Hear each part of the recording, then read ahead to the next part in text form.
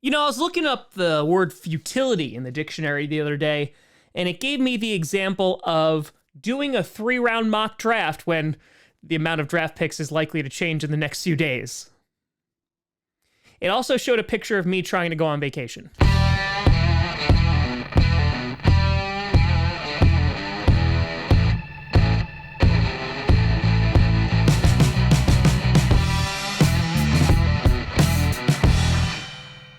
Grossi Posse Packer Nation. Welcome to another episode of Packcast, the podcast where you don't have to do Packers time, but it sure does help. I'm your host, Tom. The mock drafts are nearly done. The real draft is upon us. Grossi. And today we are going to do the 3-round mock draft for the Green Bay Packers part 2. But I decided to do something a little bit different this time. Of course, we put out some mock drafts earlier, but this one, depending on which website you use, which mock draft simulator you use, you will get drastically different results.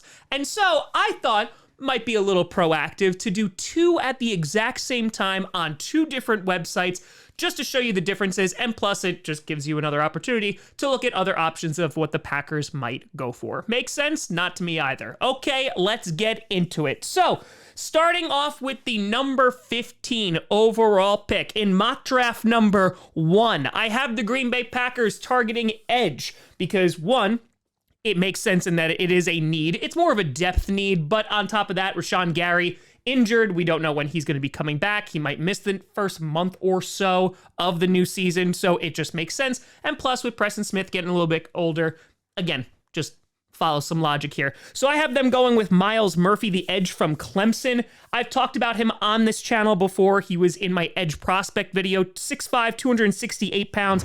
He had 10 tackles for losses in each of his last 3 seasons. And what I notice about him is, of course, he has the frame. He's super duper athletic, which a lot of these edge prospects are, but he's a bit raw, in which the technique can definitely get better. And in my opinion, it would be great to learn behind Preston Smith and Rashawn Gary, can kind of take that slow ramp up just like Rashawn Gary did, and eventually could be a full-time starter. So I think Myles Murphy here makes a lot of sense. I think he's a great prospect. He can get after the QB. It just needs a little bit more technique. And on top of that, he might get some starting time just in the beginning of the year while Gary is recovering. Then in mock draft number 2, I had the Packers doing something a little bit different. I had them going with Paris Johnson Jr., the tackle from Ohio State, 6'6", 313 pounds. He's played a couple of different spots here. He played right guard, and when he played right guard, he didn't allow a single sack. He moved over to left tackle, had 13 starts there. He allowed 9 QB hurries, no QB hits, and only 2 sacks in 13 games. And he's another one who could just benefit from learning better technique. I believe in our offensive line coach, but more importantly, if he's going to be the heir apparent to David Bakhtiari, I mean, who better to learn behind, right? So I know that this is not a sexy pick. This is not something of like, oh, it's going to get the fans super excited. But don't put it past Brian Gutekunst to try and say, 1, we can get him to play on the inside while Dave Bakhtiari is playing really well at a high level. But 2, to really make sure that Jordan Love is protected, and whoever the QB is going to be in the future, whether it's Jordan Love or if we move on, that you're going to have somebody to replace Dave Bakhtiari eventually, whether that's next year or in the next couple of years. So I know that this is not really super exciting, but I definitely could see the Packers deciding to go with a tackle here, and Paris Johnson Jr. seems like a great pick. Then with pick number 45, the Green Bay Packers in mock draft 1, I have them going with all reliable Darnell Washington. I am so sold on Darnell Washington. I've been mocking him to the Green Bay Packers almost every chance I get.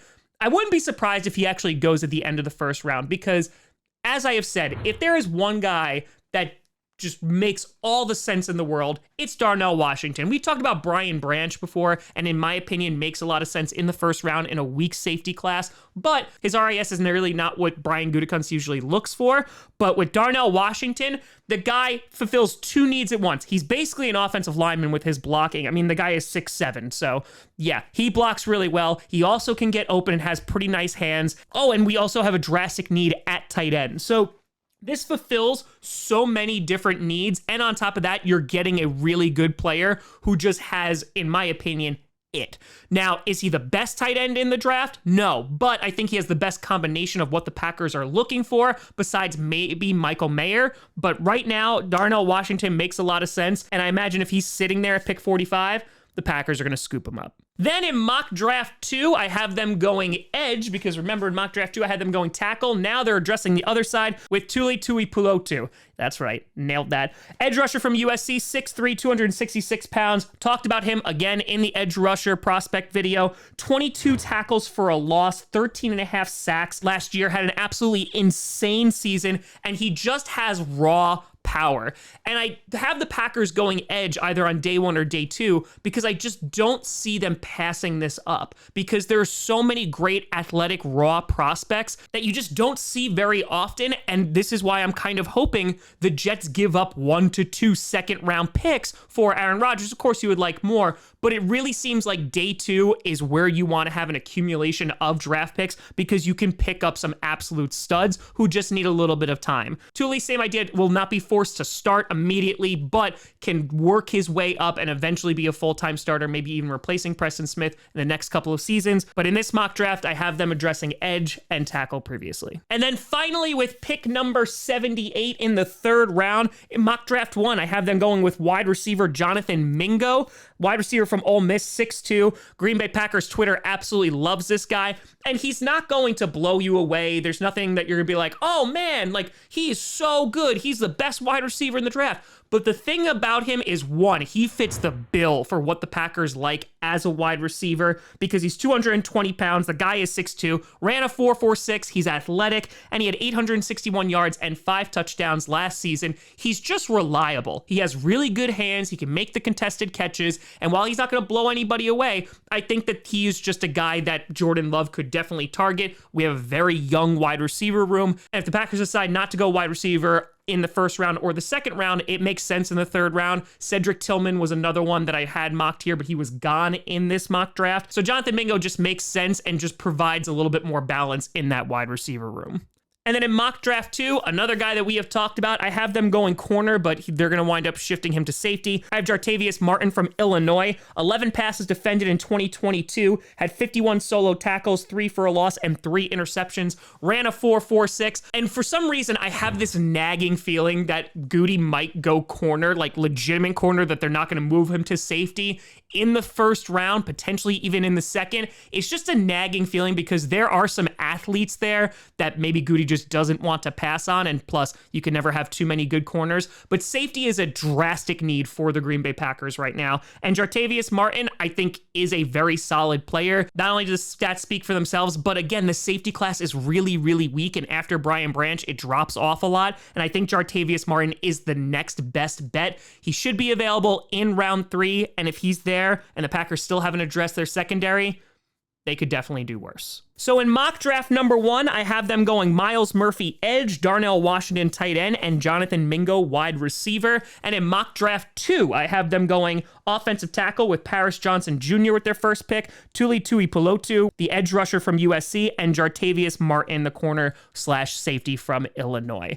So let me know what you think down in the comments below. Which mock draft do you prefer? Would you be happy with either of these mock drafts? I think that both of them just address needs for the Packers, and they're also going with best player available. But of course, let me know.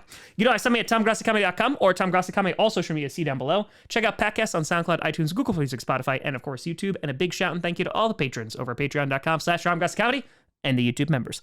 But thank you so much for watching. I'm Tom Grossi. And as always, go Pack Go. That snap was loud.